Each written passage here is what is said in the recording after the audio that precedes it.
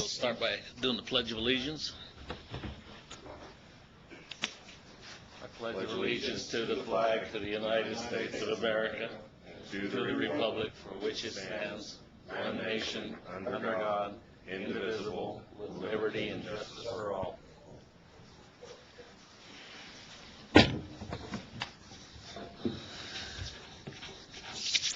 Okay, the first thing we'll do is review the previous minutes of the June 2nd meetings. Did everybody get a copy of those?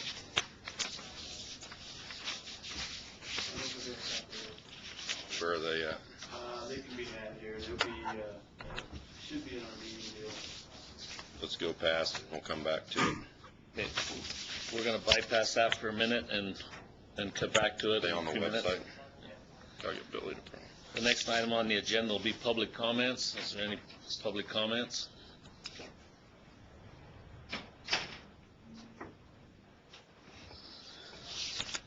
Bevan and all you guys, can you guys all hear us?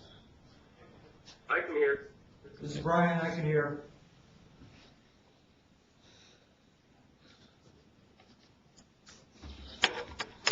So not hearing or seeing any public comments, so we'll move on to item number 5.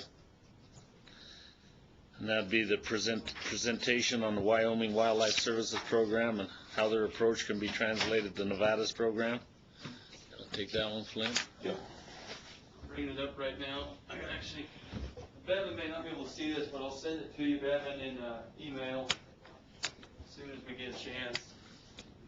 This is really just, it's pretty basic. Surprisingly, their program really isn't that altogether different from ours, believe it or not. Legally speaking, they do things quite a bit better than us. Jim asked me to sit down with their Director of Wildlife Services over there, and I did a couple weeks ago, and I don't know, he showed me a lot of things that, that they do that are different from us, in some ways better, in some ways not as good, to tell you the truth.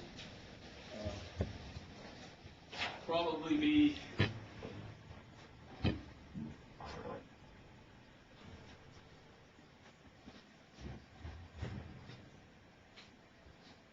so we showed you this at the last meeting. It's basically a breakdown of Idaho, Montana, Nevada, Oregon, Utah, Washington, Wyoming.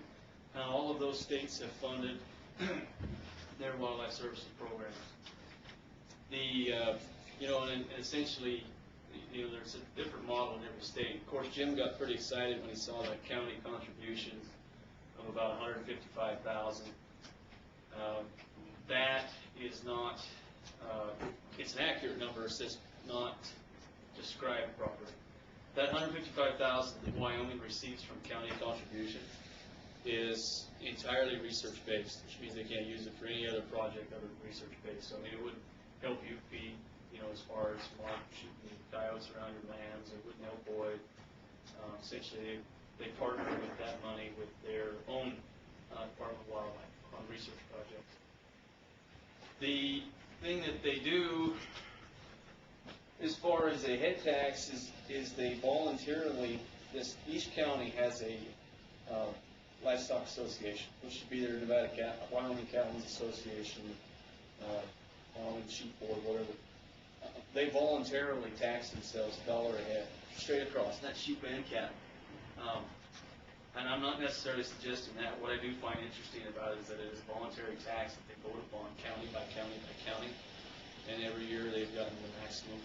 If you actually read it, it's up to $1 a head. So essentially, if a county decided they didn't want to pay wildlife services $1 a head that year, they could make that justification for the vote and then self-tax themselves something low. Of course, here, on this in-down money that we bring in, of course, that's where we're short this year.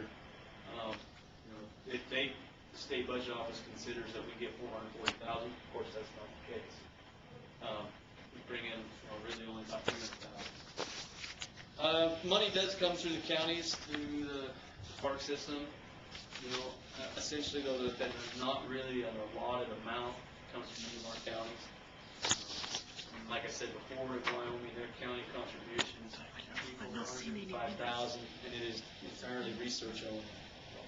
And and then they, April? should have been June, Yeah.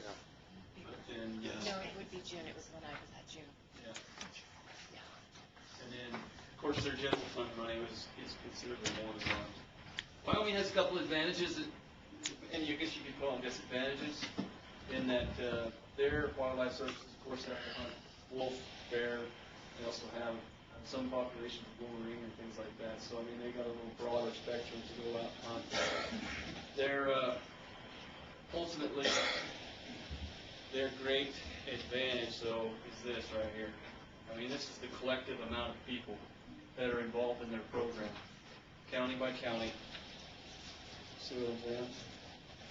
They have a considerably stronger grassroots-based program with a lot more producers that are involved, and not just producers, I should say, but also people from game and fish, and also urbanites from Cheyenne and Sheridan.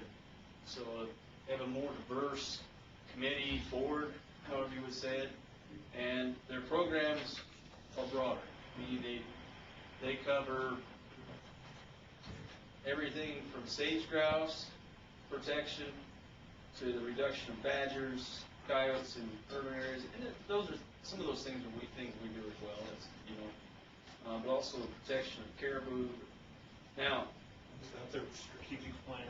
that is, well, yeah. I guess it's nice to know that other states have political problems just like we do. Hey, how are you? They have two counties up here in the northwest, Teton and Park, that do not contribute. If you know anything about that part of Wyoming, if you look right there, that's where Yellowstone National Park is.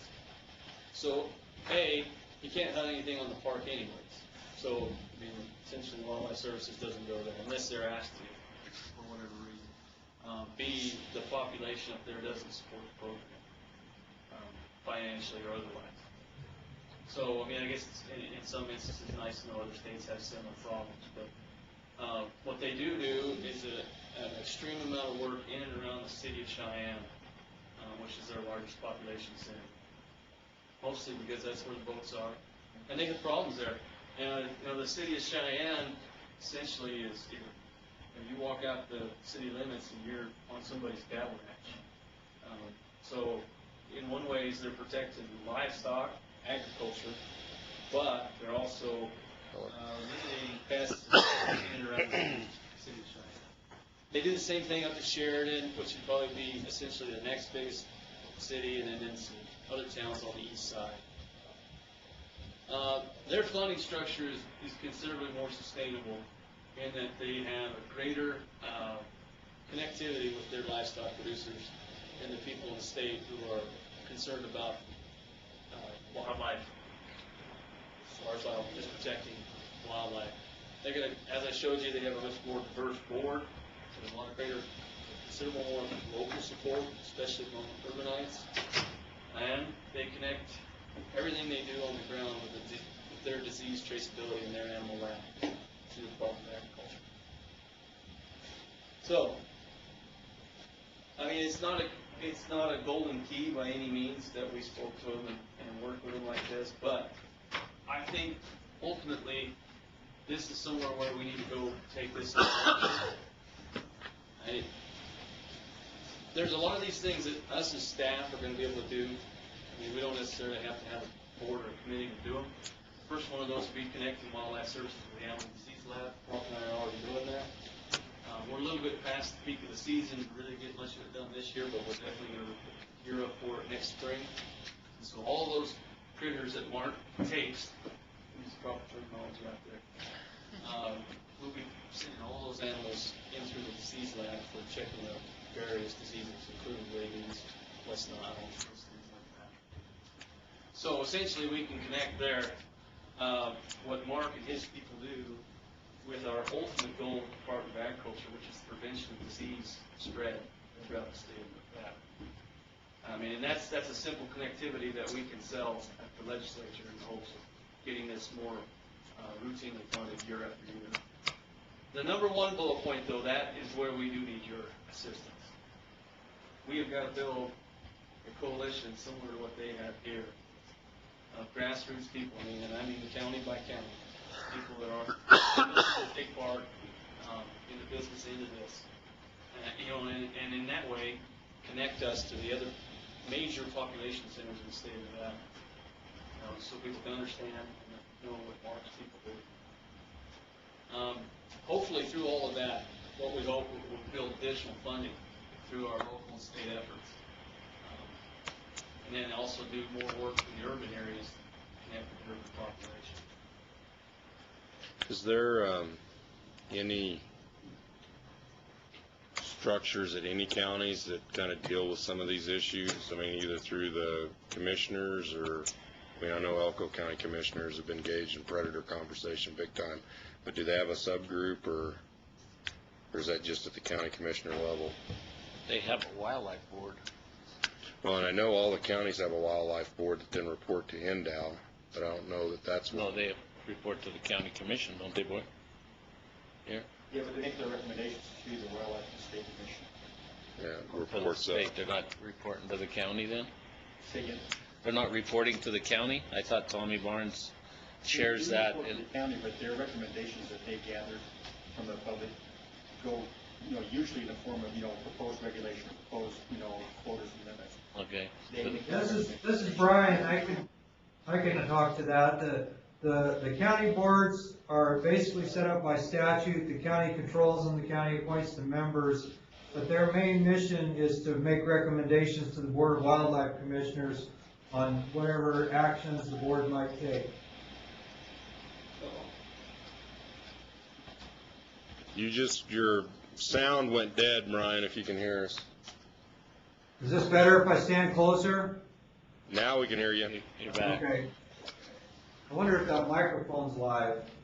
Well, no, we can hear you the same as before. It just went dead for a little bit. It definitely does. Okay. Really? Anyway, by statute, the county boards are set up, the county's responsible for them, the county appoints the members, pays for them, but their main mission is to provide recommendation on wildlife policies to the Board of Wildlife Commissioners. Okay? Thank you. Good. Again, Mark Jensen for the record. The way I understand it, that these boards, and they call them, I guess, they're animal damage management boards. These boards are I think some of the members are voted upon, some of the members are appointed by the county, but these boards are kind of a standalone board. And again, the head tax is collected through brand inspectors, ag comes in, and the monies go back to the counties. But that's how that head tax is collected. So a county could put a premium of, we're serious.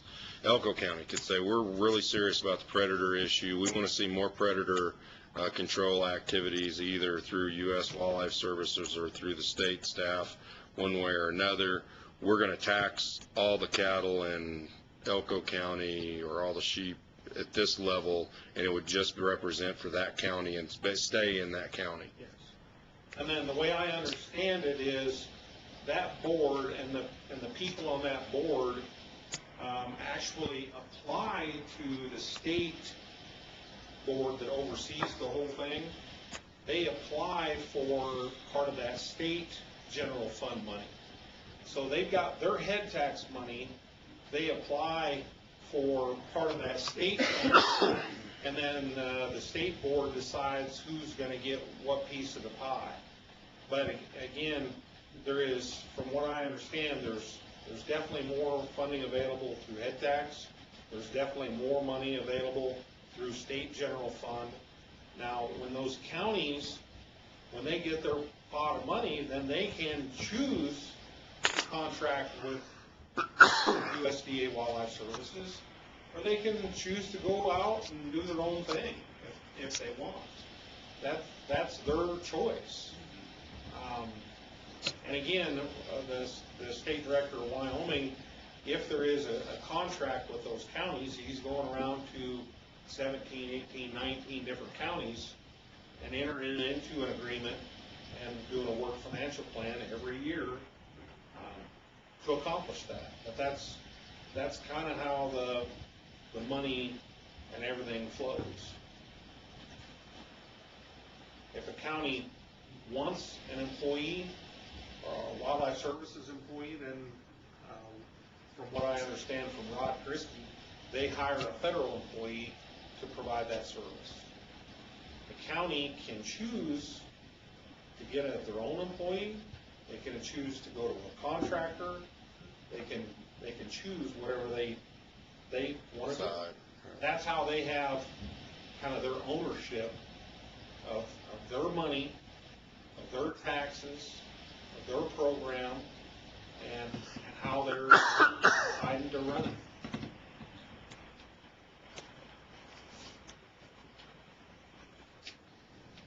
Yeah, what Mark said is correct. I mean, they apply, essentially though, it's all run from the main hub there with Kentburg, but each one of those counties can apply for additional money on top of whatever they raise livestock-wise tax.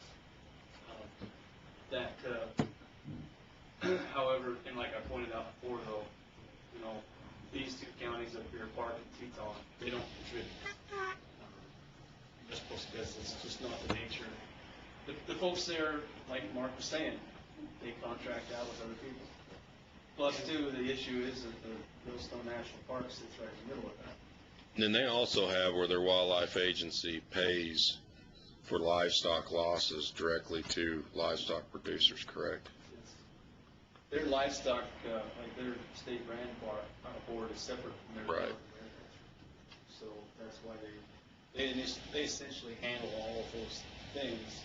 It never goes through the Department of Agriculture. Right. But, I mean, my point being that if we have some, you know, we lose 5 calves in one night, we try to get the problem solved, but the producer eats it in Nevada.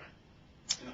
Versus, you know, I mean, I think that's something that could be considered down the road as potentially looking at is if all this money is coming in for fees and hunting, and you're in charge of bears, mountain lion as big game in the state, maybe some of that reimbursement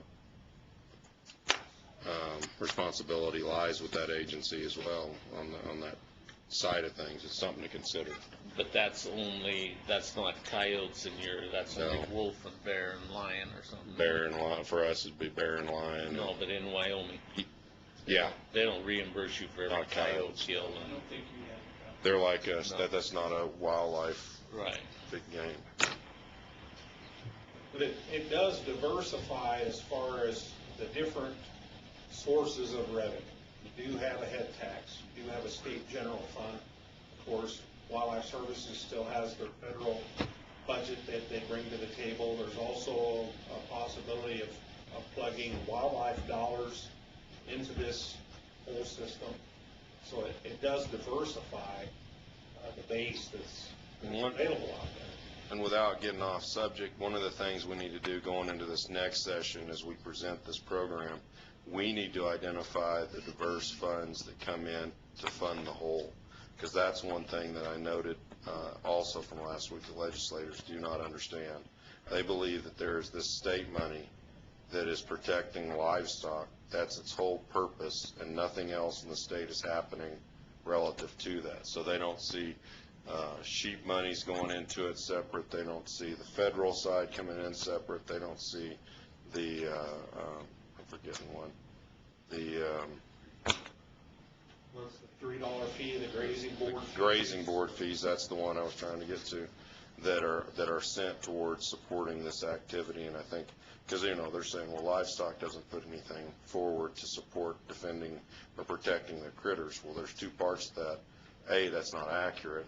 And then B, why should they have to pay extra to protect their livestock when it's lions or bears, when those are under the protection and authority of the Department of Wildlife? That conversation's never happened there. So those are some things I think we need to at least bring forward as we bring this budget into the next session. Any questions?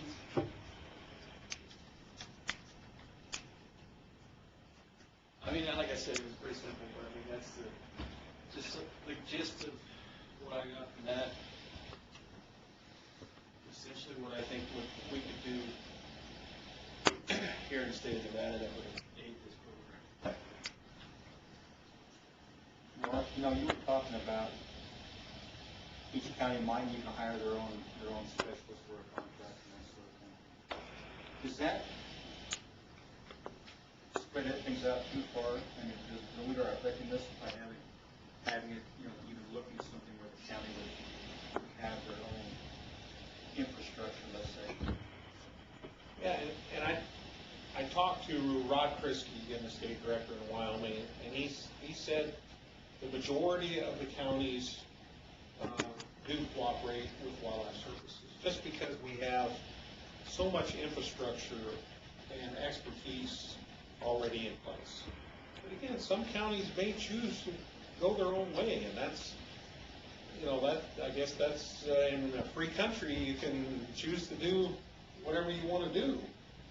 But it does give the ownership of the program kind of down to the county level. I know Elko County did quite a bit with ravens, and I'm not sure, did they use a contractor on that? That was us. You did all that. But the point being, I think if that might be one place where you can target better in each county is species, for sure. Right. Well, and I think every county's going to have a little different take and a little different issue on things. Politics plays a role in that, but also the realities on the ground, what you're dealing with. More urban versus rural, even, if you think about it. Yeah, I mean, even though it may not be really ag-related, Clark County could somehow come into this just to do urban coyotes. I don't know exactly how that would all play in, but that's a distinct possibility. You won't be traffic. Yeah. So, I don't know, did I answer your question? Yeah, I mean, I'm just kind of throwing it out there. I mean, in some ways, I think that localizes the input, but maybe in some ways also dilutes the effectiveness of it. There would have to be some system created for communications. I mean, that would be the key, because you wouldn't want a county to be doing their own thing and then, 2 fields over, they're doing something different. I mean, you want to get the biggest bang for your buck alone.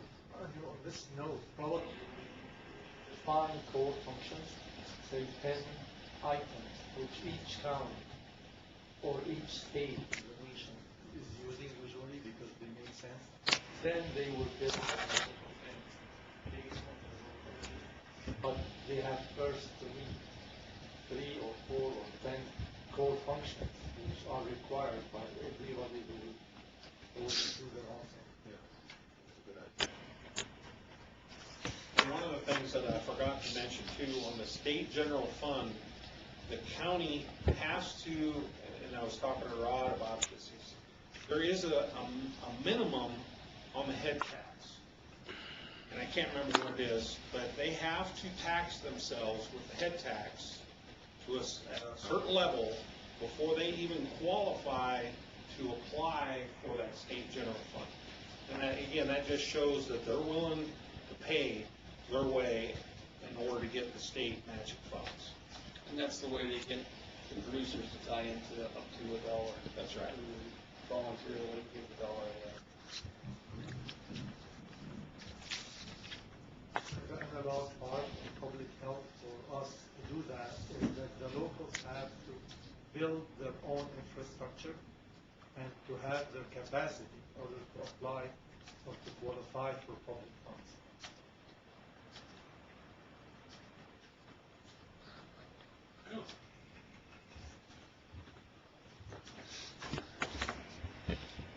Any more questions for Flint?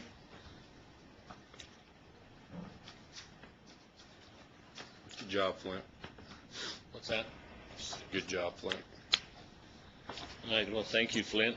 And, if there's no more questions on that, we'll move on to the next item on the agenda. It's the possible action item of increasing the number of committee members to address the growing needs to connect the programs with more urbanites. First one is how would additional seats be distributed? Any suggestions on that? You're looking at me? I think you have to grant membership to this board, and I think it has to include more people from urban areas. Essentially, I know that we don't want certain people on here, but you know, we can pick and choose people from urban areas that are like-minded. How would you get to do that? Poll them? I'm sorry, you raised your hand up or something. Okay. No, there's individuals out there that, and I think it's important so that this board represents some of those people that live in Las Vegas or live in Reno, you know, maybe even say the city of Fallon, Carson City. So when we're doing work for them and for you, it's making a tie to those other voters in a larger population districts. Because that's the issue that Jim and I are having. When you try and explain this program to somebody, you know, yeah, it protects you, Pete, yeah, it protects Boyd. We do have some things we've done down in the city areas with killing coyotes and things like taking coyotes, things like that, but we don't do enough of them, you know, to really connect with the major citizenry of the state of that. Well, and then I think we don't as well capitalize on the things that we are doing that are benefiting general health, which we're going to retarget, you know, moving forward, lessons learned, as it were. But it's not that we don't, it's just that we don't do enough of it. Well, and it's not an out there in front of you, in your face kind of thing, and you don't want it to be. You know, it's not like it's the red truck rolling to save somebody's burning house, and everybody sees it. It makes the evening news. Hell, you don't want it to make the evening news, but it's work that has to be done that protects the citizenry. So we got to get better at crafting the message that we put forward. But with going back to the topic at hand, you know, is this maybe where we look at putting having a seat for one urban county commissioner? You know, that also can wield influence in a county, but I mean, I don't know, I'm just throwing something out there. Or one urban, one rural county commissioner, or NACO representation on it, or, you know, what, or nothing. We don't change the damn thing. I mean, what do you guys think could help us lead the infrastructure? And when you look at the infrastructure and talking about the wildlife boards, if those exist and they're under county control, maybe that's something that we connect to that already exists there that can also feed to the conversation that we're having here. Maybe that's a horrible idea because they're too in-Dallas land. I have no idea. But that's kind of, and this is a good time to start to have the conversation because we're exactly 2 years away from being able to propose something new to go through the session to make a change like this.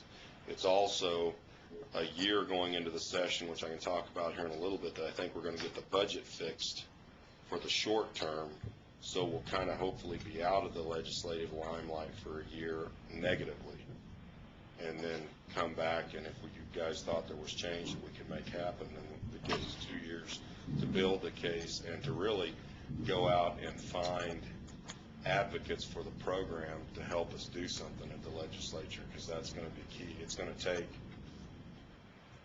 somebody from Las Vegas, whether that's Tom Collins reaching out to the Democrat urban legislators to say we really need to do this on this program, whatever that strategy may be to sell that, you know, this is the time to start that conversation.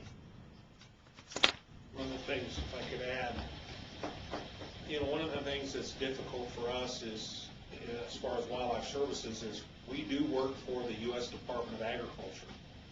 Our job is to protect Nevada's agriculture. That's what we do. And when we start talking about urban coyotes and all these situations with urban coyotes, yeah, we have the expertise to do a lot of that, but somebody's got to fund it.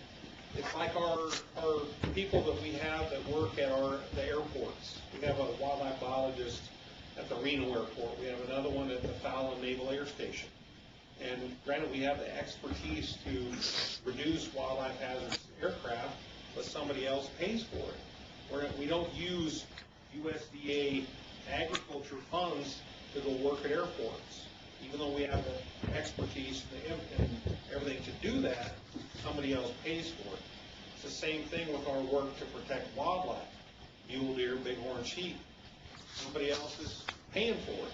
We have the infrastructure and expertise, but NDOW's paying for it. And if we're gonna do more and more urban coyote stuff, I agree, it needs to be done. We could do it, we could sell it better, but we gotta have at least a chunk of funding to get started, to even make a dent in even trying to address some of this stuff. Because right now, we got nothing. We got nothing. Probably before asking for funding for this problem is we need to educate the public about the value of controlling coyotes in urban areas, because people don't perceive that as an important thing because it's being done. Like people think that, you know what, I don't need it because I don't know that somebody else is doing it for me. So I think it's providing some public education and some outreach, saying that, guess what, the coyotes are not in your backyard because somebody is taking money from the agriculture and fixing your problem. And I think talking with the leaders, or community leaders, or community organizers is something to start with before asking for funding, that we need to do that. Because people think automatically it's not magic. It's not a problem. If it's not a problem, why the hell would we fund it, right? Yeah, it's magically fixed. Right, You know. exactly. Until it kills their pet, their yard, it's not a problem. But that's exactly right. But that's when education happens. That's what happened at the committee this last week when I was talking about, you know, the issues that they were having down in Perone. You know, you're a zero, and then all of a sudden you're a hero, right? That's the difference. But that comes on us to start to tell the message. And I know we brought the video equipment with us specifically for this reason, is we want to get the doctor and some video, and a couple of you guys on some video talking about the program, so that we can start to do some PSAs that we can start to put out there and make people aware. To make people aware that this program has a damn thing to do with disease control, which is not common knowledge. No, we had a discussion just a week ago. Somebody was really totally ignorant. We said we don't need waste collection. We don't have trash in the street. Yeah, because it's being collected.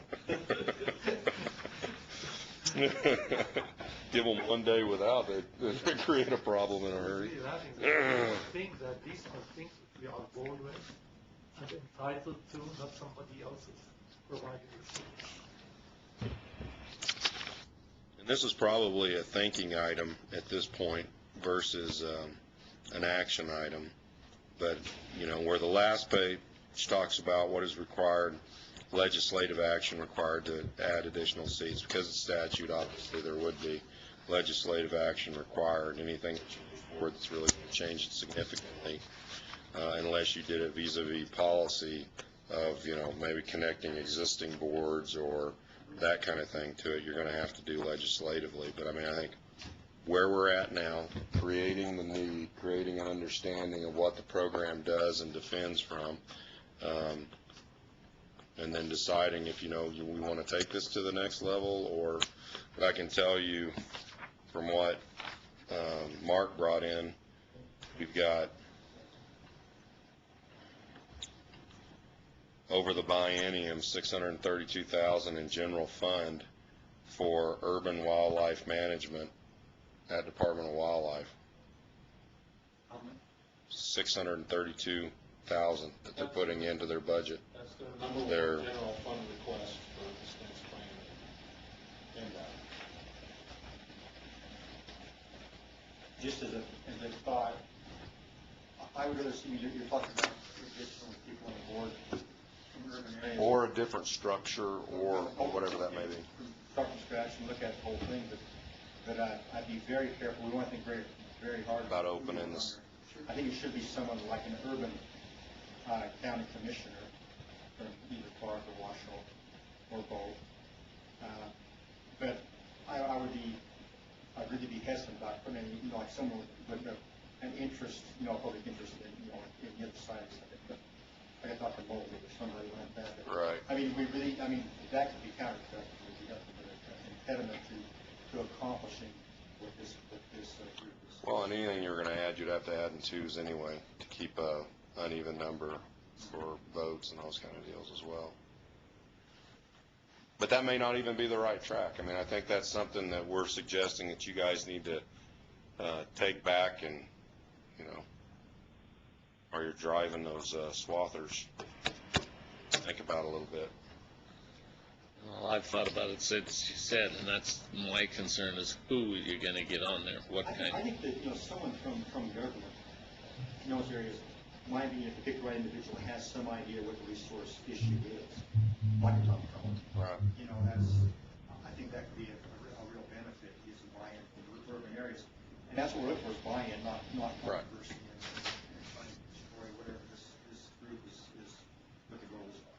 The other side of the coin, on a legislative side, you're gonna have to write that where you put one representative of the Clark County Commission, one representative of the Washoe County Commission, and you can't say specifically the guy wearing the cowboy hat. You're not gonna know who so there's always a gamble, there. You don't know. There's some things you can't control. So I think that's where a lot of thought needs to be put into it. A lot of thought on trying to push some of this down and drive some different activities at the county level. Is that worthwhile? I think in some counties, it would make a lot of sense, and I think that could be an easy legislative language fix that would basically give them the authority to direct fund predator management activities, but somehow tie it into with approval of this board, or so you have some kind of checks and balance. Thing is, I'm still confused a lot, because there's so many different predator funds out there. This is one very specific fund, basically, coming from the sheep. They're basically funding the park. And the stuff coming from... Well, general fund is the largest percentage of it.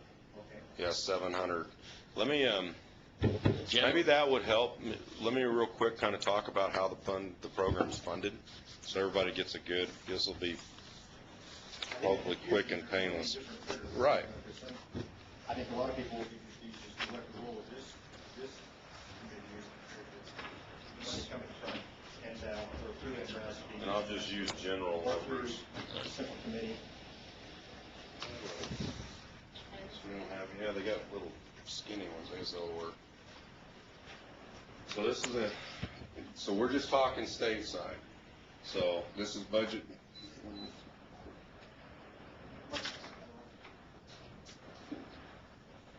So this is just budget account 4,600. This is just state. So you've got over here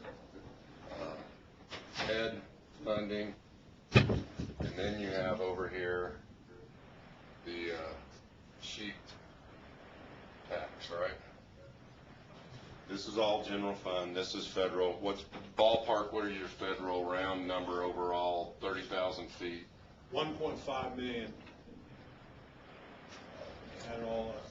And then that encompasses maybe 20 staff or whatever your total staff number is. I'll say 20 FTE, just ballpark of what's happening. So this is where one part of it, and this is basically the controlling factor, because our state staff report to Mark. And then you've got the sheep money, which I want to say is like 17,000 or something. That's what it was. About 18,000. And this money doesn't go over here, it goes directly to no?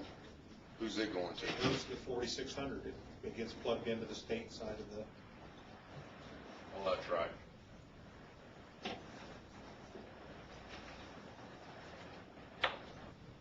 So the 18K gets plugged into 4,600. Yeah, that'll work. So that's going to go over here to budget account 4,600. And then we've got 7 FTEs. And So you have that 18K source, then we have a 14K, which is a Lion fund from Endow. Gift. No strings, basically. Then we have, I'm gonna leave this down here. Endow Predator Management Plan. And then we've got roughly, and I'm pulling these off, I don't know if I have that count there, but let's say $750,000 that's general fund that supports the program. This money comes in here. This money has to do with Department of Ag. Zero. Okay? We don't fund our state guys with it. Our state guys don't do that work. It's done with the federal employees on the federal side, and it's in a contract agreement between Endow and USDA. But it does flow through ag. But it flows through this account, 4,600. So Endow will send 400K in authority, just in authority, okay? And then for revenue, then they'll send 304,000 in expenditure authority. Okay, so these guys can do up to $400,000 in work, or up to $304,000 in work, and then they're shut off for Endow, which is a contract between Endow and USDA. You know, we don't sign off on it, we don't do any of that stuff.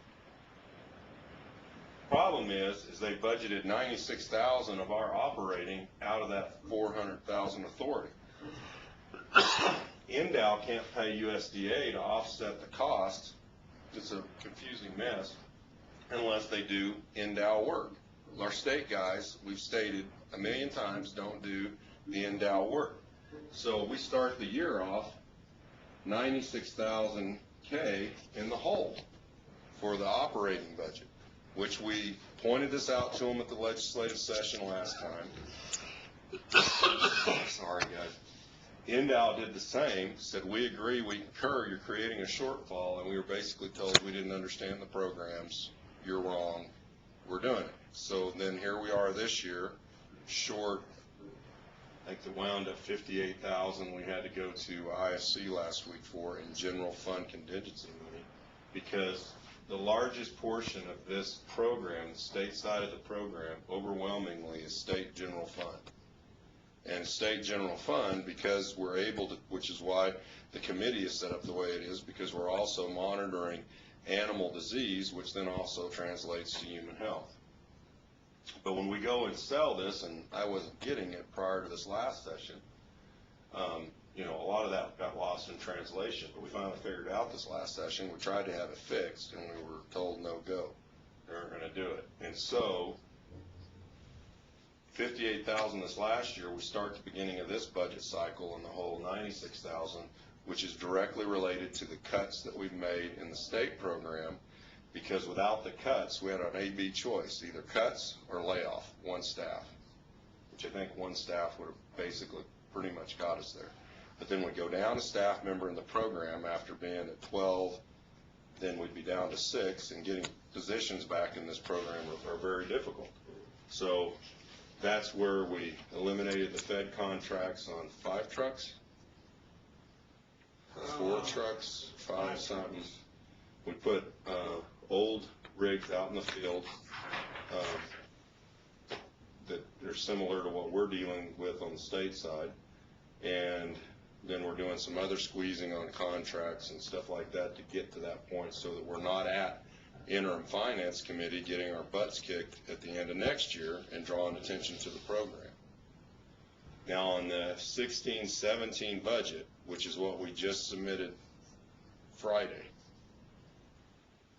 this leaves our account. This is no longer in the 4,600 account.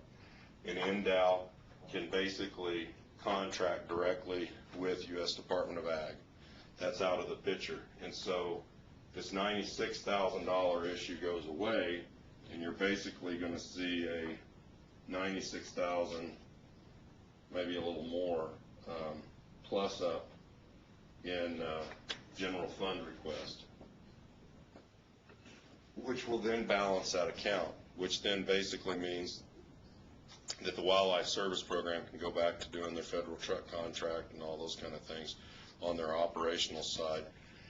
If everything goes through with no problems, that would be effective July 1 of 15. So just a little bit over 8 months from now or whatever would fix that.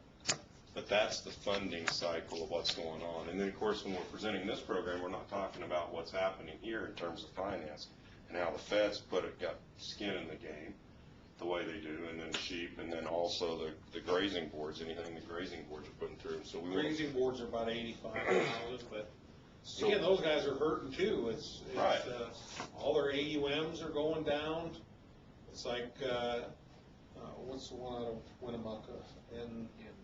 N2 would normally give 20,000 to cost share aerial hunting, but they're fighting a lawsuit over there. They went from 20 to 7. It's all they had. But even this at its levels tells an entirely different story to the legislators who are just looking at this, Yeah. going, why are we the only ones? Well, you're not the only ones. No, you're not the only ones at all. So, From probably, just from the state perspective, that's probably a moneymaker for them. When you look at all the livestock saved, when you're looking at just a small percentage of that $360 million, when you pencil that out, that's probably a moneymaker. well, and I'd also be curious to see what the total loss is. You know, the other side of the story isn't necessarily a bad story. In other words, if we're taking you look at what calves are going for right now. If you lose a calf and the potential money that you've lost selling at a 5-weight or an 8-weight, whatever that may be, however your operation, that's what the loss is. That's the financial hit that the producer's taking, and that's not being included in this conversation either. So when they get the comment, well, what is the rancher or the producer, what's their skin in the game? They got the most skin in the game, but that's not what's being translated. We're not tracking. And I don't know how and that may be a comment for you guys, but that's something we need to figure out, how we can put Mark keeps track. Brandon, there's NAS data out there on losses, and we track losses as well. It's losses, keeping track of losses is not the problem. It's what you didn't lose that's very difficult to put a number on it. You know you lost one, we solved the problem, so you didn't lose So four more? what was the state loss roughly? If you had to take a wag, or can you wag it? I don't have that one. I mean, if that's $600,000, when they ask me, this is how you can spin it though. When they ask me, that's why this number is validated, it's for real, it's solid. And they ask me what's the producer's skin in the game, I can say $600,000 they lost last year. That they didn't go to NDOW and say, hey, maybe you should pony up some of your fee money since you're in charge of management of the critters that took our critters. And plus there's a lot of NAS data out there about all the things that the rancher is doing for non-lethal. I mean, guard dogs, I mean, all of those things, guard dog fencing, herders, all those are huge expenses to the producer. National data we projected to us, saying that usually people in these conditions, this is what they didn't lose because of their own mechanisms and their own dogs, and this is the amount of money which they didn't lose because of the intervention. Yes. Now, we cannot demonstrate that that is true for us, but it has to be true for us because we're part of this country. And this state, similar to what other states are doing. I think using national data is very important to convince leaders that this is what they didn't lose because of our intervention. And that information is out there.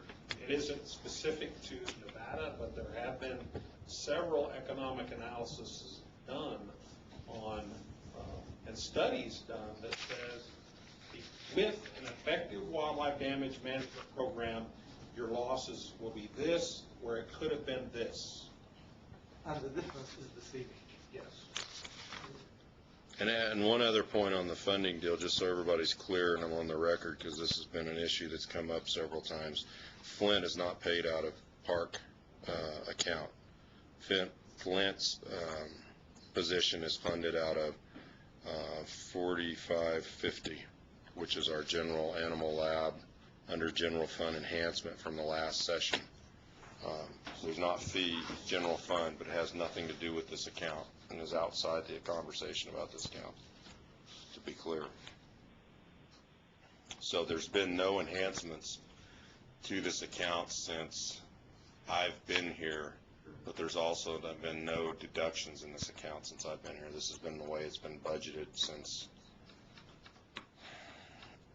guessing, probably at least 07 or probably 09 for sure.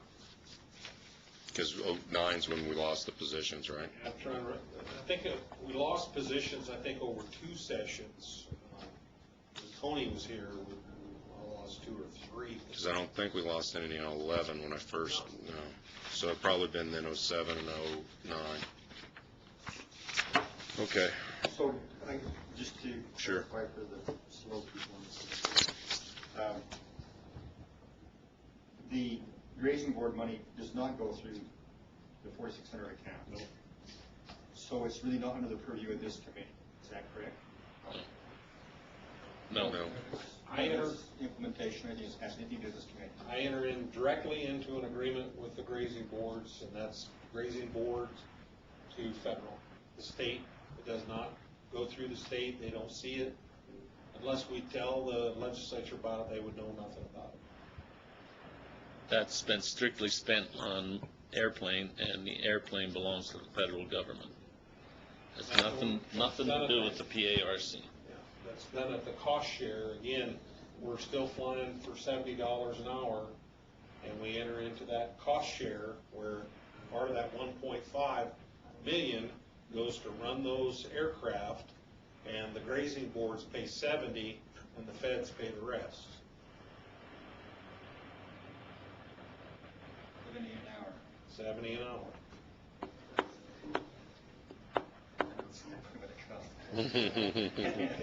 $6 half gas. But I think it is part of the whole conversation. I mean, and I think that's where I keep going back to. That's not a part. That's something that needs to be shared with the legislators, because they absolutely don't get that and don't understand that. And they think it's just them paying to support and defend these livestock producers, and they have no connection. And that's where your involvement and just having the committee back up and going again has changed the conversation relative to this. So when would we have, or you have, the opportunity to inject that information at the legislature? That'll be the session when we're selling that budget. When we do the budget presentation to them and the program presentation, and when we do the same to both ag committees. We should present to Senate and then to Assembly. And, you know, part of the way that I want to present this year, part of what we're doing is instead of having a lot of us up there, you know, doing my mantra, I'm hoping that I can have the programs broke into basically 4 2.5-minute videos that really show staff out doing the things that they do and get the core messages of, you know, what the mission and objectives of those programs are, which is what we want to do, you know, here. So to have veterinarian, the state epidemiologist on a video talking about the importance of the program to the health of the livestock industry and health of the citizens of the state, you know, that's a whole different message we've never been able to deliver up until now. Now that we have the capacity to do that, we're crazy not to. And then that's going to be on the web for any Joe Schmo that gets on our site or that we push out through our multimedia stuff that we're doing on Facebook and Twitter and all that junk I don't understand. All of those messages are getting out there then to the general public as well. And then if we cross-link with the Department of Health and they put stuff out and, you know, vice versa. Well, Doctor made a good point at the last meeting about how important it is to stress what them animal studies do, because all diseases come from animals before they come to humans. And not only really, because that was just from the vector control agency, Right. which could be at the level of city or county, where there are animals which are intermediators between humans and animals, such as, for example, mosquitoes. People don't really care very much about mosquitoes, but they infect people, they infect birds, they infect mammals and cows and horses. So I think probably partnering with the vector control agency also is an important thing to get our foot in the door with the urban areas, because they really are saying that whenever they find a case of West Nile virus, they go and spray around the residence of that person, which we don't really know if the person contracted the disease from the residence. But the issue is that controlling animal disease, reducing the incidence of human disease.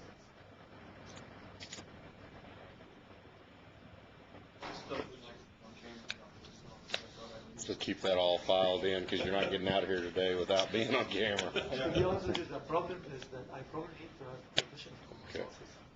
It's because one thing which I want to share with you is that my position changed. I'm no longer the state epidemiologist. Oh, no, I didn't realize that. So the person who would be coming after me or trying to hire someone, I'm working, I'm now the state medical epidemiologist, which is a reclassified position for the health officer. So I have to ask the Sure. information officer, can I do that with my heavy accent and my looks like that? I would scare people. No, not hardly. But let me know if you get any resistance, because I can lean, starting with Mike Wilden.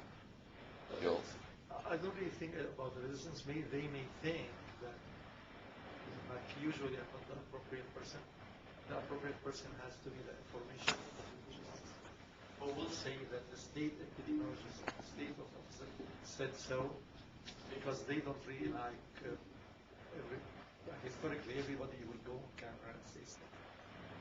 But for us, you're the appropriate person because you sit on the park committee. And so when we go to the legislature, they're actually seeing the person that represents the health agency on that committee. And that committee is what the funding's about. And so from that angle, that's where we would prefer to have you, if possible. Yeah. So pitch them that angle as well for us, because you're key.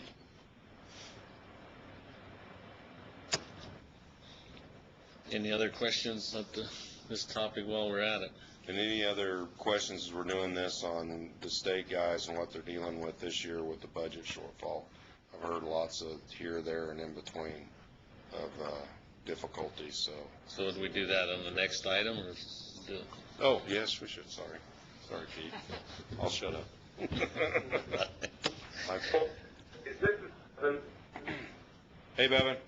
one of the questions I had, so in this topic, do you have a recommendation for us as far as additional seats or legislative language? I think we wanted to kind of get a vibe from you guys on what you feel. I mean, you guys could have come out and said, hell no, don't put any bill forward that would open this statute and create the potential for having changes that we don't want in this chapter. So I think we wanted to kind of hear what you guys had to say, and it sounds like some of the government stuff may be well received, like the urban commissioners. So maybe we can take that back and try to put some ideas together and give you more of a B, C, D option. I mean, I personally, if you haven't gathered it from my comments, I mean, I think we all ought to also, if not in this chapter, in some other chapter, look at direct property loss reimbursements coming from endow fee money to producers as well, as a part of all of this. Because I think they have to have some skin in the game, as it has been described to me via the livestock, to ensure that livestock aren't taken. It's not just a one side deal. But I think you guys need to have some time to ponder it. We'll spend some time pondering. We're in a good time to start the conversation. And maybe by, early spring, we can have some plans that we agree upon and we can start trying to pitch. Right. Because it's going to take some selling. Well, and I don't have any problem with adding seats, and I thought that we kind of already come to the conclusion that we needed to open this section of law up just to clean it up and make it on channels and directions and where money flowed and all that kind of stuff. So if we're going to have it open already, to add a seat or two, I think would be probably a good direction to go. If we get the right people on the seat. Jim brought probably a real salient point is the fact that you open this thing up and you can go down 14 different rabbit trails, and 13 would be negative, It would be nice, and I think something that people would wait for is if you had, even if there was a different party in charge of the Senate, and you have both parties that are not aligned, then you have some chances to put some brakes on things as they're moving through the session. This, among other changes, in other chapters as well, just as a general statement. So that might be something that would play into the conversation as well down the road. And as well, getting, you guys represent the livestock associations and such, and probably having this conversation back in your conferences as well would be a good idea. Thank you. Any other questions on this item? Well, with that, we'll move to number 7, and we'll go into the discussion of the short-term budget shortfalls, and Jim or Mark or Flint can fill us in on whatever some of those are. I know I have a question myself. So. Perfect, and I covered most of that. Yeah, I think Jim covered most of it. I would like to say one thing about it. This is coming from both Jim and I. This is for you, Mark, and for you, Joe. That's our idea about the budget, which we submitted last week, was to first get it on firm ground, get rid of this convoluted situation that's going on here that causes this shortfall, so that we can start moving forward with this. And it's every intention of ours to get those trucks back in your hands by July. I mean, essentially, we just don't have the money. Yeah, and we know that, and granted, it's just human nature. You hand these trucks out to the guys, and the guys are out amongst the ranchers, and they're not happy about it. But I knew it was going to happen, but we're doing the best we can with what we got, and we all understand that, and hopefully we can do better in the future. I know some of these guys are having a hard time pulling a horse trailer with a half-ton truck, and we're trying to get by with what we got, but that's just human nature. I mean, that's just the way it goes. We're making them Department of Ag employees for sure, because it's not human nature Department of Ag, because we're all driving those rigs. Yeah. No, I hear you. I agree with you. So, we know that we're dealing with the trucks. Hopefully we can, and I don't have a problem in the future if we decide to stay with state trucks. That's fine with us. If it saves money, and you put money into doing the job. Yeah. Now I understand, and not in defense of these guys so much, but this got thrown out there, and there's one guy driving a half-ton pickup. Well, now Clint and Jim understand they can make sure that they get a 3/4. There's several 3/4 ton pickups out there, I presume. So they're not available. Right. We did this right. switch.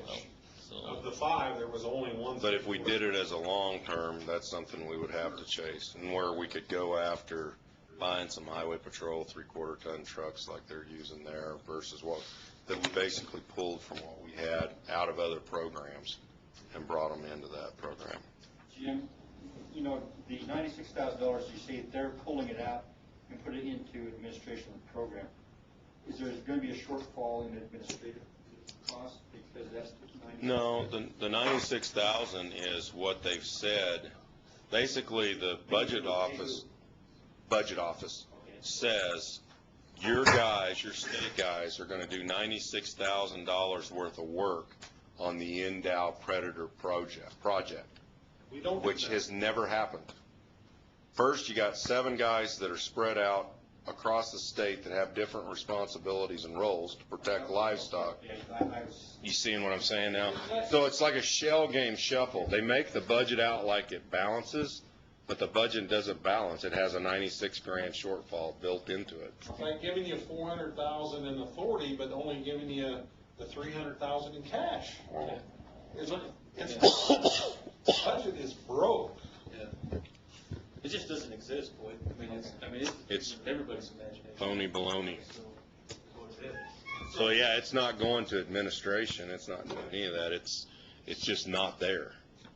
So we're trying to fix that 96,000 with changing trucks, and then we're cutting back on camp rate. You know, we've thought about going to 410s, but we're trying to minimize the impact to the producer. So it's tough out there. It's a right struggle. now, because we're telling the guys, hey, you gotta drive this truck. Oh, and by the way, you can't camp as much, and you can't do this, and oh, you can't drive as much, and So who made the camp rate cut? the camp rate cut, I'm trying to remember exactly how that one went, because I assume it's just on what the money is there to get to the golden number of where we have to be to get the budget's buy-in to come forward with some IFC at the end of the year. and that travel budget has continued to go down, and I can understand it because we've lost positions. But what they don't understand is we're trying to cover the same amount of ground with fewer people. That means putting them in the field more than we used to. So, again, we're doing our best to make it fit. And there's grumbling going on out there because they don't like it. And that's just human nature. I can say though, it's getting better. I mean, when you hand them the choice of losing a position or going to these trucks, not one single employee has said, hey, we'd rather lose a position. They've all said, we'll take the trucks. And we're committed to making it work. I mean, the guys on the camp rate, we're trying to figure ways. Everybody's wrapped their arms around the trucks. It's taking we're okay. We're okay. But who's made the decision to cut the camp rate? Where did that, That was part of the budget that came down. I mean, and I can't remember exactly, I guess it'd be budget office that. Well, the total is what we have control, so the operational basically comes down to you guys, and they have to make do with the resources Each total, each of the line items. Each line item in that budget has a category, and like that Endow money is category 15. The trucks, I can't remember what category that is. The travel, it has a category, and it has a number on it. It says 26,000 is your travel budget, and that's our number. And so we went through and we penciled it all out to say, okay, based on this number, our guys can camp this number of days. And that's considerably less than it was 2 years ago. but I had permittees, day before yesterday, hand me a piece of paper that said, basically pointing fingers that these guys cut the camp rate, and they were gonna spend the money to buy computers and other things. And now I'm not hearing that today. Well, So the camp where rate these budget permittees are getting their information, and now since I'm the magical chairman of this board, they got me on speed dial lately, and they jump all over me. And why is Department of Ag doing this, and why is Department of Ag doing that?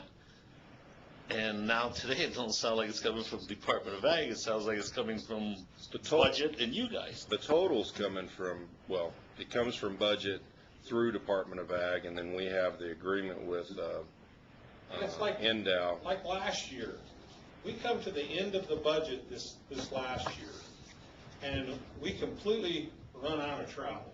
The travel budget was gone. So we ended up paying, because we couldn't just stop, we ended up paying for about $10,000 worth of travel for our state guys out of the federal budget. For the months of May and June. Couldn't stop in May. During that. No, I understand that. My concern is what I was led to in the last couple days is not jiving here today. So when I go back to them permittees, And I'm getting right here, I'm emailing Dale to give us exactly what categories were cut during FY15 and 4,600, and by how much was the total? Because I don't believe the total was 96,000. I think we got a little under that. And so we'll see, he'll give that to me here shortly. If not, I'll have it for you tomorrow for the board meeting as well. And again, some of the reductions that we've got in travel has been because over the years, we've lost positions. Like in '08, we had $38,000 to travel on. Now our number is $26,612. That's what it says, is this is how much money you got to travel. So we go through and we figure it out on each employee historically, how much they've traveled in the past, and now we're plugging this number in to say, this is what your number is. This is what you got. Because I can't count on next year having $10,000 extra in federal funds to fix this again. no, but I understand that. I understand it all. But it's like the other day when my phone starts ringing off the hook and they're complaining that the Predator budget's getting cut and they're paying Flint Wright with the money. No, well, and so I go do my homework and ask the questions, and then I go back to them and tell them, not no, but hell no, that's not happening. So now they come to me and said, we're not getting camp rate, and Department of Ag is over here buying computers, and I had a list of it, and I left that damn list in Ely. I changed my shirt and I set it on the counter and forgot to pick it up. Wherever these guys are getting their information out there, these sheep in, and coming to me with it. Somehow we got to get some communication stuff straightened out here, because it's not fair to Jim if he's not doing it. Yeah, And I don't like it. I don't like getting phone calls and. The budget line by line, Right. and we can talk about it. Okay, but that's the part that I had heartburn over for the last couple of months. My phone rings, and what the hell is this, and what the heck is that, and what's this, and what's that? And it's not very much fun. It like you said, Mark, I'm sure, it sucks. Let me give you this 2013 Chevy, and let me take this 2004 Chevy and get on the road. But the realities are, it's just trying to close the gap. And you and I know that. We've had this conversation on multiple times, but I need you to make sure and tell those state staff that, what we did is in lieu of, and, if we've got concerns about where that money's gone, we're happy to answer them. Just, they got to get them to us. They got to get them to Flint. And I know that whole issue of the cost allocation is out there. Because again, that's something that historically, that cost allocation wasn't in 4,600. And now it is. Right. And that, elephant And is that's still in the room, so. And see, for us, what are we going to have, an agency without an administrative division? Are we not going to have an agency without a building? We've got, and this is what we'll go into more detail tomorrow as well as when we discuss the budget, but the building costs from the year that I got here have gone from $150,000 on SWICAP to, we predict it's going to be in FY16, $1,050,000. So that's in 4 years. That's where our and what we found out is when that building was built, there was no planning involved in how the building would be paid for. And so, and I have a hard time, I'm going to just be frank, feeling sorry for 4,600 when 80% of the entire cost allocation comes from 3 fee programs: plant, livestock, which is killing the livestock account, which we thought we finally had balanced last year, and with this new hits that we're taking is not the case. So consumer applicability, plant, industry, and livestock accounts are paying 80% of the entire cost allocation and for the building. And the amount that's coming out of the general fund 4,600 is like No, I a understand. sliver. I just want to have everything on the table, so there's no. It's easy for us because they release it to the public. But there is a piece of 4,600 that's called a cost allocation that helps Jim pay for admin staff and the building and all the stuff that he needs to do to make the world go round. So there is a piece of 4,600. Like all accounts. Yeah. I mean, it's Like not all, unique to 4,600, right? Well, no, but I understand that, but these guys are coming here sounding like we're adding Like to I'm it doing an account swap. tonight, Like or I'm yesterday, steal or this week. 4,600. They had their broke down. They had what it was from this day to that date, and from 2011 and 12 and 13, and they had, you know. In years past, there wasn't a cost allocation on 4,600. There wasn't one. So when did that start? Guessing this biennium. Because it was last year and this year, right? So that's this biennium. And granted, there's a new building and there's stuff to pay for. I completely understand it. Believe me, we have charged overhead too. But it's also noteworthy that the cost allocation is driven through the legislative process, so it was all part of the budget. It was all part of what. It's not a secret. Yeah, I mean, it's not like we went. I'm still using the same computer I had since I got there, just for the record. Is it helping, you're leasing, to other agencies, that's that kind of bank in the middle of the building that had all the cubicles? You're leasing some of that space out to others? No, because that's all Department of Ag. That program is Department of Ag. Food and nutrition. But what happened, what happened is when we pulled them, see, this is where I got stomped, is I thought, we're gonna pull child nutrition into food and nutrition, and then we're gonna get 400,000 roughly indirect. So that's new money coming into the agency that we didn't have before this last budget, thinking that our SWI cap was gonna be $350,000. Because that's what it was the previous year, which is basically what we pay, at the agency pays to the administration department for centralized services. Then in 16, because you don't see that until the budget's finalized, which like we're still guesstimating we're at $1,050,000. Once the session starts, goes into governor executive budget building, the governor's budget building, then budget plugs that SWI cap number in. So it came in at 750,000 the first year instead of 350,000, and then 850 roughly thousand this year.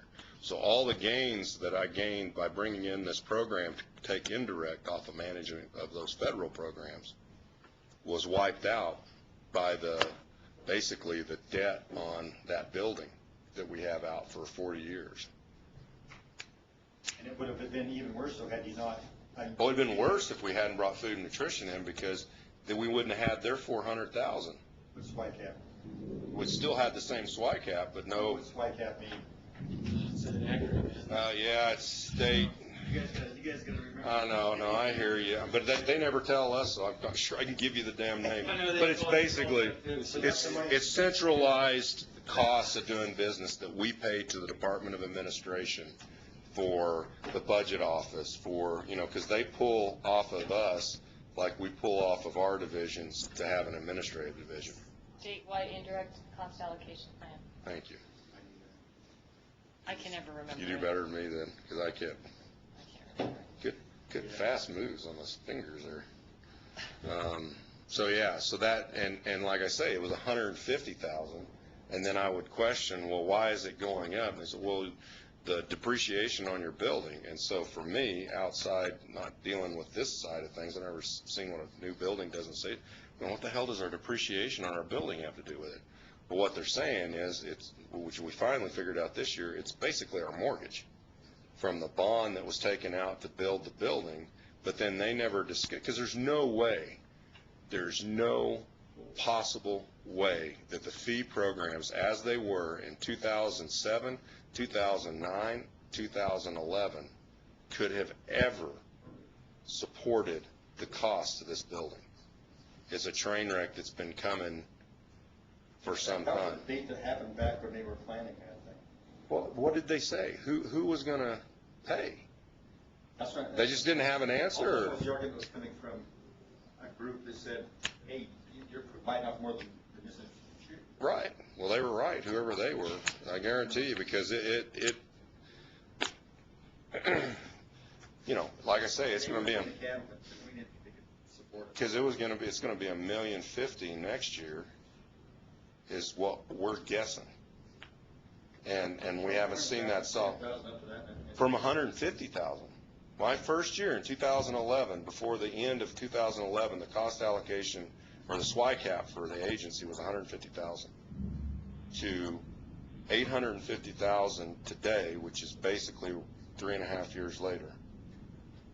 To by the time we get into 15, we're going to be at $1.05 million, somewhere around that. Are they looking just at the cost of the building, or are they looking at the There's still a little potential budgets for this food? No, it came totally unconnected. I mean, we would have been worse, but it would have been still bad. Not really. How do you determine worse? I can't. You could have that, still have that 100,000 or 1.1 million allocated. Without the 400,000 to help us. Yeah. But where we're at now, and that was the scramble, because the last 2 or 3 weeks I've been working with the governor's office going, we can't bear this cost. And so they allowed us to build in general fund to offset that, which is going to be around 850,000 in general fund to offset the cost allocation. And then I'm hoping in the future, which won't cover it all, but I'd hell of a lot rather be around 400,000 in cost allocation that I got to figure out on my own than $1.05 million, you know what I mean? The difference there. So I'm hoping that it sticks in the budget, because there's no guarantees. You know, we go through executive building now and everything, but for the short term, and if I can get it in the budget, then we can, you know, once you get in, you can kind of keep that money flowing. That's part of the game too. So it's in. I hope it's in January. Other departments have general funds That are going out in school. So yeah, my conversation that I had with another agency head who has had several buildings built under their tenure, I said, well, how the hell did you deal with this? How did you plan this? So, well, budget just said, well, no problem, we'll just add general fund in to offset your, and so then that's where I chased getting that to offset. Because I said, you might as well tell us what we have to do to get back into Capitol Hill, because I'm going to give you your building back. Because we're going to be evicted because we can't afford it, and I can't raise fees to that level. We have another fee plan in case that doesn't happen.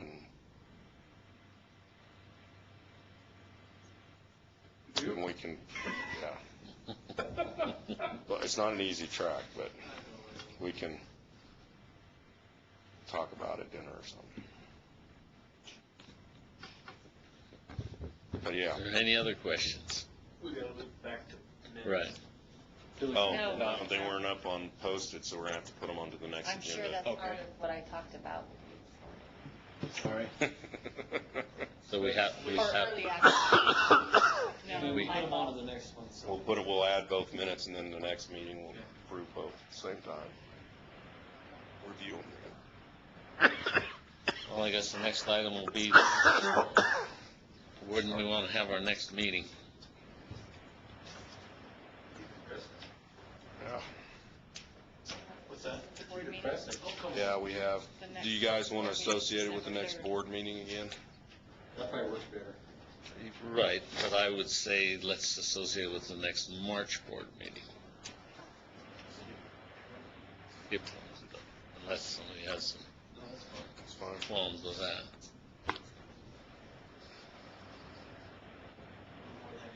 I can guess. Right, well, we'll just put it at would be roughly. the day March- before the, March 3rd, if it's that first Do it the day Wednesday, yeah. before the day before the March board Fourth- meeting. Fourth would be the board meeting, so the 3rd would be the park meeting. Where's the next one? So that will be Reno. March will be Reno. December's in Vegas, because they did approve the board's travel after complaining about it.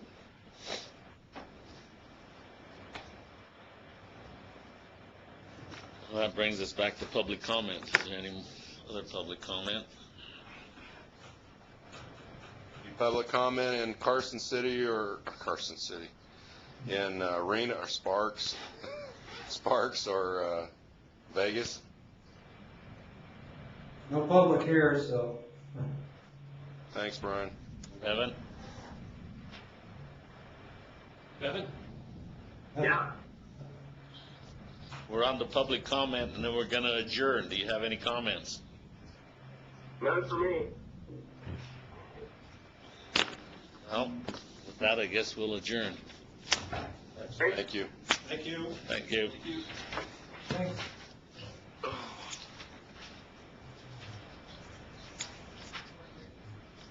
Very perfect, good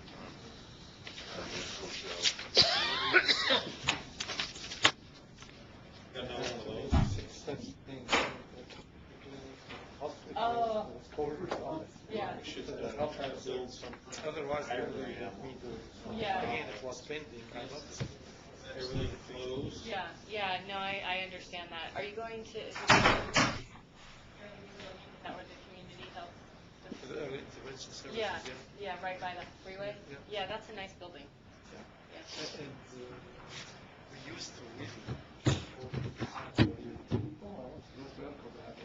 Yeah, Now you have to have 4 or 5 people. yeah, okay. See you guys in the morning. Yep. Do you want us to put in a request with your superiors from our PIO office to do an interview on you relative to park committee? Why? Okay. That would be really. Perfect, if that makes it an easier track for you. Sometimes they don't think that I really have any value just for the fun of it. So. Because everybody loves being on a camera interviewed, right? Go, Joe. The dream of my life. Exactly. Photogenic life. You're right, you and me both. All right, guys. What's that? I'm going to Spratling. See ya. In the morning. In the morning, for sure. Right. Yeah, we'll be around.